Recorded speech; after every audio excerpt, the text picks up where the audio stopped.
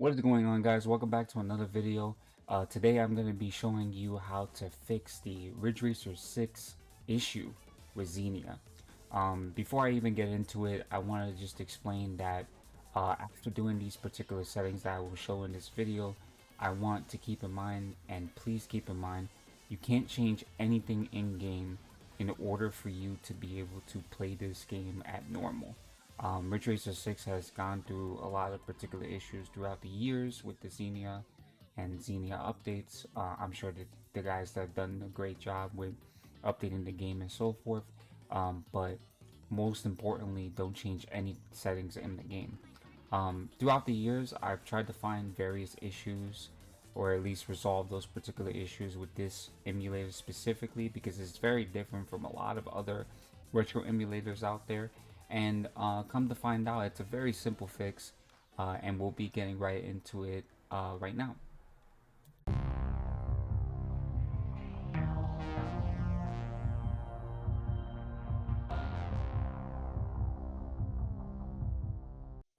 So basically, to jump right into it, Xenia actually is easy to understand once you have everything kind of clocked down a little bit.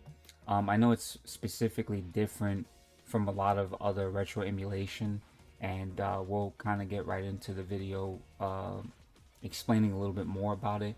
But when you are in the configuration folder, because a lot of times some people don't really have like the configuration folder set up. Maybe they have it in their C drive, D drive, whatever the case may be. But if you have a folder that has Xenia master, kind of like how my folder is, you would have a Xenia canary config file. You click on it and it would obviously show up the notepad and so forth. When you get to the Xenia canary section, you're gonna go where it says GPU. It should be the first option that you see there. It's called clear memory page state, and if you see that false, put it true. You just type it in. If it's false, you just type it in true. But basically what this does is the memory pages, it enables the writing data for the GPU. Like, for example, they say it's for Team Ninja games, but for example, these are for games such as Gears of War or any other games that would have specific problems when it does to loading the necessary graphical details and fixes for certain games like Ridge Racer 6. For a long time, I've always thought that it was a GPU issue, which, you know, it wouldn't be necessarily wrong to assume that, but um, the memory page state helps with writing out the specific instruments to function or create a better function for the overall basis of playability. So by enabling that, you're going to save it, but before you actually save it, the clear memory, remember that it's in the GPU section. I'll even write it in the description. There was one particular thing that I felt helped increase the quality of it. Now I know some of you people probably wouldn't want to touch this specifically, but I would recommend, and you could play around with this, because, you know, so normally video AV pack is always set to 8 because you are using an HDMI, you are emulating it, right? But I normally keep my interlace option true, and I set it to 16, which is, you know, 1920 by 1080. Some people set to 4K, whatever. I think that, you know, by setting this up, it makes the game look kind of crisp, at least from my side, because I use a lot of different implements, a lot of different programs, reshade, so forth. But I would recommend that after you save it, you're gonna go straight into the Xenia Canary, and then for me, I have Ridge Racer 6 open up, and then you're gonna pretty much be able to start it from there. As you could tell, the game actually works now. There was less problems with loading it up, but basically, as you could tell, the game starts. I actually progress a little bit more throughout the game, rather less than the, you know, normal crashing problem, or at least the graphic tearing problem, because If you didn't have the memory state set to true and you added that false, technically you would only really be starting probably the first race a crash, or if you do happen to get past the first race, you're more than likely going to experience graphical issues. So that actually covers up this particular problem with this game, which, you know, a lot of the Xenia emulation is all based on the games. I don't think it's really based on the emulation.